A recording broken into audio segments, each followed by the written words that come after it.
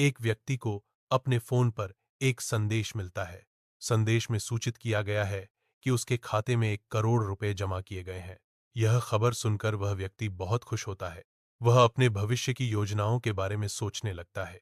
यह अप्रत्याशित वित्तीय लाभ उसके जीवन में एक नया मोड़ लाता है। शहरी क्षेत्र में एटीएम के बाहर लोग जमा हो रहे हैं। वे डीजे बजा रहे हैं और उत्साहपूर्वक जश्न मना रहे हैं। प्रत्येक व्यक्ति के बैंक खाते में 1 करोड़ रुपए जमा हो गए हैं। इस अप्रत्याशित भाग्य के कारण चारों ओर खुशी का माहौल है। शहरी क्षेत्रों में लोग दुकानों में कारें और अन्य महंगी वस्तुएं खरीद रहे हैं। यह खरीदारी गतिविधि शहरी अर्थव्यवस्था में उपभोक्ता खर्च को दर्शाती है। हालांकि कई दुकानों में आउट ऑफ स्टॉक का नोटिफिकेशन दिख रहा है।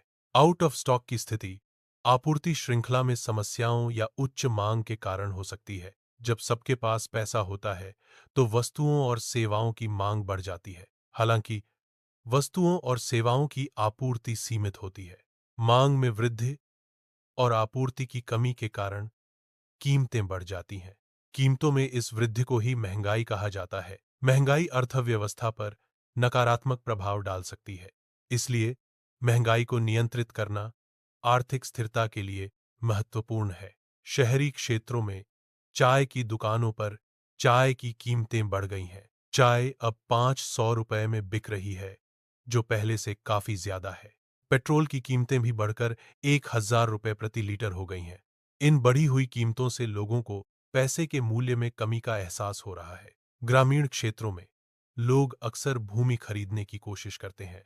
भूमि विक्रेता अब भूमि बेचने से इनकार कर रहे हैं। इसका कारण यह है कि वे भी अब करोड़पति बन गए हैं। भूमि के मूल्यों में वृद्धि के कारण विक्रेता अपनी भूमि को बेचना नहीं चाहते। वे भविष्य में और अधिक लाभ की उम्मीद कर रहे हैं। बैंकों को शुरुआत में खुशी होती है क्योंकि उनके पास बहुत सारे जमा आते हैं। यह जमा बैंकों को ऋण देने और निवेश करने के लिए अधिक धन उपलब्ध कराता है।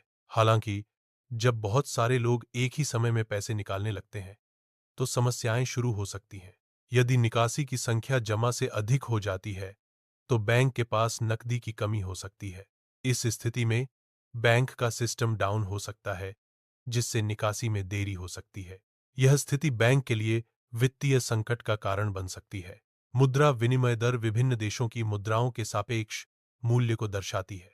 यह दर बताती है कि एक मुद्रा की कितनी इकाइयां दूसरी मुद्रा की एक इकाई के बराबर हैं। उदाहरण के लिए, यदि $1 10 के बराबर है तो यह विनिमय दर है। मुद्रा का गिरना उस स्थिति को दर्शाता है जब एक मुद्रा का मूल्य दूसरी मुद्रा के मुकाबले कम हो जाता है। यह विभिन्न आर्थिक कारकों जैसे मुद्रास्फीति, ब्याज दरें और राजनीतिक स्थिरता के कारण हो सकता है। मुद्रा विनिमय दरें अंतर्राष्ट्रीय व्यापार और निवेश को प्रभावित करती हैं। शहरी क्षेत्रों में कुछ लोग अब नौकरी करने के इच्छुक नहीं हैं।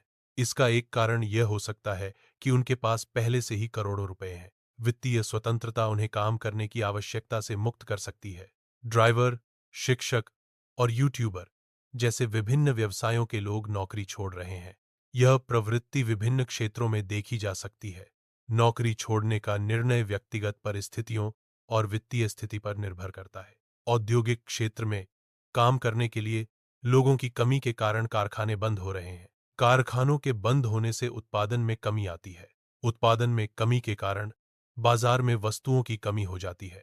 श्रम की कमी से आपूर्ति श्रृंखला प्रभावित होती है। वस्तुओं की कमी के कारण कीमतों में वृद्धि हो सकती है। शहरी क्षेत्रों में लोगों के पास पैसा तो है, लेकिन उनके पास खरीदने के लिए आवश्यक वस्तुएं उपलब्ध नहीं है। आवश्यक वस्तुएं जैसे दूध की कमी हो जाती है। सब्जियों की उपलब्धता भी कम हो जाती है। दवाइयों जैसी महत्वपूर्ण चीजें भी बाजार से गायब हो जाती हैं। इसलिए पैसे होने के बावजूद लोगों को बुनियादी जरूरतों को पूरा करने में कठिनाई होती है। विदेशी कंपनियों के भारत छोड़ने का एक कारण यहां मूल्य की कमी हो सकती है। कंपनियां अक्सर निवेश पर अच्छे रिटर्न की तलाश में रहती हैं। यदि भारत में निवेश से अपेक्षित मूल्य नहीं मिलता तो वे जा सकती हैं। मूल्य की कमी का मतलब कम लाभ या विकास की संभावना हो सकती है। अन्य कारक जैसे नीतियां और बुनियादी ढांचा भी भूमिका निभा सकते हैं। इसलिए भारत में निवेश के माहौल का आकलन करना महत्वपूर्ण है। सरकार को नई मुद्रा छापने के बजाय नई करेंसी लॉन्च करनी पड़ती है। इसका मुख्य कारण यह है कि पुरानी करेंसी समय के साथ बेकार हो जाती है। पुरानी करेंसी का मूल्य कम हो जाता है या वह चलन से बाहर हो जाती है। इसलिए नई करेंसी लॉन्च करना आवश्यक हो जाता है। पैसा सिर्फ मात्रा से नहीं, बल्कि मूल्य से अमीर बनाता है। अमीर वो होता है जो पैसे का समझदारी से इस्तेमाल करता है। वित्तीय समझदारी से पैसे का प्रबंधन करना महत्वपूर्ण है। सही निवेश और खर्च से ही असली धन बनता है। वित्तीय रूप से समझदार होने का मतलब है कि आप पैसे के बारे में अच्छी तरह से जानते हैं। इसमें पैसे को सही तरीके से प्रबंधित करना और निवेश करना शामिल है। वित्तीय समझदारी करोड़ रुपए से भी ज्यादा कीमती है। यह आपको बेहतर वित्तीय निर्णय लेने में मदद करती है।